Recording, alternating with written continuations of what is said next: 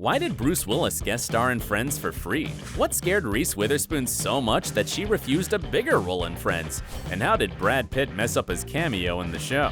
Hi, I'm Dylan, and you're watching Awesome Movies. Bruce Willis.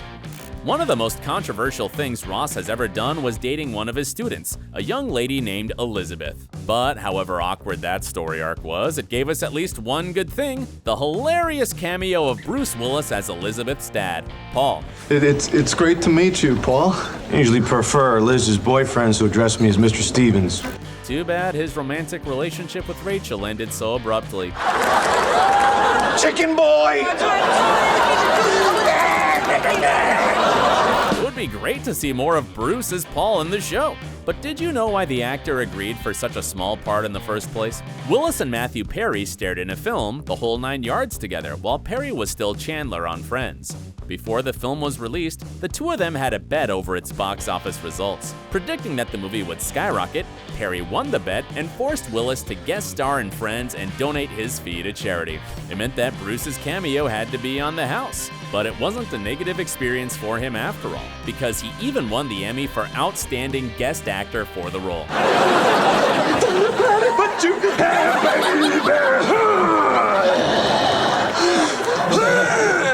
Great job, Bruce! Winona Ryder. Remember how Rachel accidentally met her sorority sister Melissa at Central Park and recalled a crazy night when they both had a bit too much to drink, got silly, and shared a kiss? Phoebe didn't believe her, so Rachel had to prove to her friend that it actually happened. She didn't. I know. When she kissed Melissa again, she unexpectedly triggered a long-held love confession. I can still hear the coconuts knocking together. Too bad for Melissa, Rachel didn't love her back. She was just a good kisser. Anyway, Winona Ryder was famous before she had a cameo in Friends, and long before becoming the star of Stranger Things.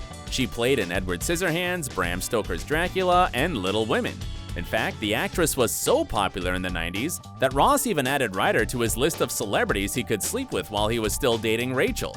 And in a scene in season 3, we saw Ross calling a restaurant and saying they have reservations under the actress's name. So the entire cast must have been excited to have Winona on set with them. Gary Oldman. A popular actor in real life, playing a popular actor on set. His cameo in Friends indeed was an exciting experience for Gary Oldman. He played Richard Crosby, Joey's co-star in a World War I movie.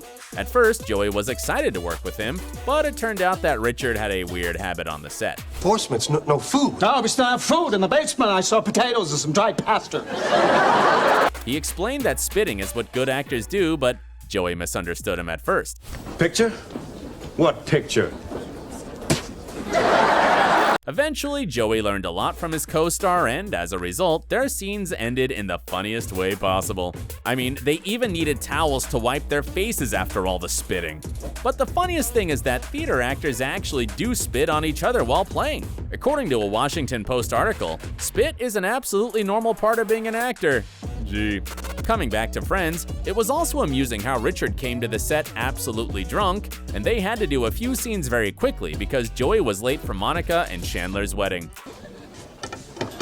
You wouldn't happen to have a very big fork. Well, who knew that Oldman was such a great comedic actor? Dakota Fanning. Do you recall a smart little girl Joey met in Chandler and Monica's new house? While he was sad that they were buying the house, the girl was upset that her parents were selling it. The two of them were even trying to figure out a way to stop it all from happening. Oh, okay. You come with me and you tell them that the house is haunted. What are you, 8? But eventually, the girl persuaded Joey that if he wanted his friends to be happy, he had to let them go and do what they want. Young Dakota Fanning was the actress who played this small part, and the fun fact is, her sister Elle Fanning, also a famous actress, never watched the episode with her because she boycotted the show. Elle made that decision after she lost a part in Friends a year before her sister got one. I had an audition to be on Friends once. I might be remembering this wrong, but I think I was going to be one of Phoebe's triplets, the actress admitted. She swore never to watch the show again and kept her promise even when her sister landed a role. How stubborn of her. Danny DeVito. Well, wasn't it one of the most memorable cameos ever? Rachel and Monica didn't hire a stripper for Phoebe's bachelorette party and had to do it at the last minute. So the guy played by DeVito was the only exotic dancer they could find on such short notice. Not that he was too exotic, but his performance was definitely hilarious. And we'll get this party started. Wow. The girls eventually made him cry and reveal how being a stripper has always been his calling. And in the end, he still managed to perform a dance they'd never forget in their entire lives. But there was something Danny DeVito himself didn't like about his cameo. He actually wanted to relieve himself of more pieces of clothing. How could you pass up a chance to strip for the lovely ladies on Friends? The actor joked on People TV's Couch Surfing. Wouldn't miss it for the world. Yeah, we can totally relate. I wonder how much more memorable Danny's cameo would have been had he gone all the way in his dance. Reese Witherspoon. The actress's appearance on Friends was remarkable. And that's Joey. Hey, how you doing? And it reminded us of Rachel in the first episode of the show, when she was a spoiled girl who had just gotten away from her parents into the real world. Just like Rachel, Jill had to find a job and start a new life. But it was so darn hard, so she just went shopping. This is my please hire me sweater, and these are my don't you want to rent me this apartment pants? And then she dated Ross. Everyone loved Reese's performance so much that the writers wanted her to come back as Jill at least once again, but the actress refused. It turns out that she was scared to return because she hated acting in front of a live audience. And as she later admitted, she admired how good Jennifer Aniston was on the set. They would change all the lines and she was just so effortlessly affable, bubbly, and sunny. We've been friends ever since, Witherspoon said to Harper's Bazaar US. So, since Reese didn't want to return, we were introduced to Rachel's other sister, Amy, in the subsequent episodes. And she was played by Christina Applegate. Amy was a pretty awful character. I mean, come on, she couldn't memorize anyone's name and never remembered Ross, thinking that he was the guy who was selling falafel. No more falafel for you! Even for Applegate herself, she wasn't the most pleasing character. There are people who are really self-unaware, and they have absolutely no filter, she commented on the role. But since Applegate worked so well with the other cast members, it was still fun to watch her. By the way, you probably don't know that one of her lines almost didn't happen. Remember how she thought that Rachel's daughter was named Emily instead of Emma, and also believed that Emma was Phoebe's name? To correct her, Phoebe would say her name repeatedly, and Amy's reply was hilarious. Why does she keep making that noise? It turns out that this scene was just a rewrite in front of the live audience. Christina's performance was fantastic, so it's no wonder she won an Emmy for it.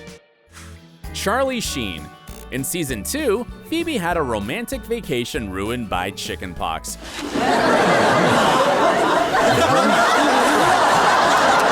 Her old boyfriend, Ryan, whom she called my submarine guy, was going to come to town for 2 weeks. As she said, he'd usually only come every 2 years, and yet it was the only time we saw Ryan, portrayed by Charlie Sheen. He never reappeared in the subsequent 8 seasons. Does it mean that Ryan was so appalled by Phoebe chickenpox face that he never wanted to see her again?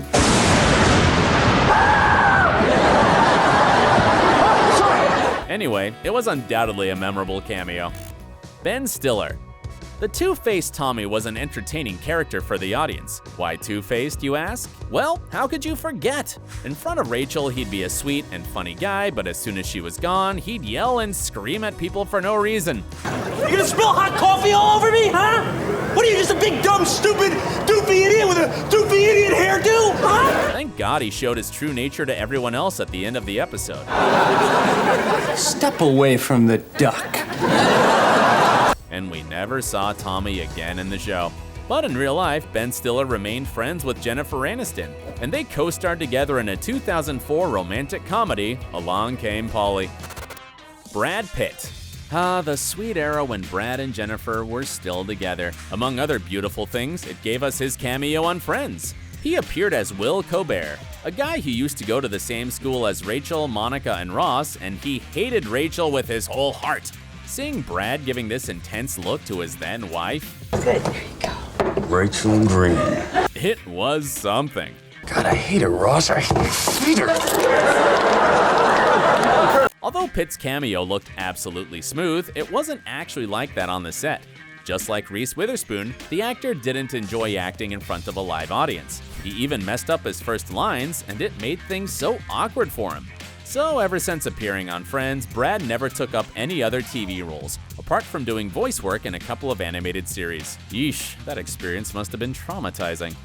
Robin Williams and Billy Crystal. These two comedians made a very short yet sweet appearance in season 3. The whole gang was forced to hear one of them revealing that his wife was cheating on him. My wife is sleeping with her gynecologist. Unlike most other cameos that would reappear a few times during an episode, this one was so short. It was over even before the opening credits. Oh, can I have it, Nancy? Could you please give me this thing, all right? The thing is, this cameo was unplanned and most of it was improvised. Billy Crystal and the late Robin Williams just happened to be on a nearby set, and everyone thought that they had to grab the opportunity to add these amazing comedians into the show. Well, that was indeed the right decision. Which one of these cameos was more memorable for you? Or do you love any other one we didn't mention in this video? Share in the comments. Don't forget to subscribe to our channel and stay awesome. Thanks for watching.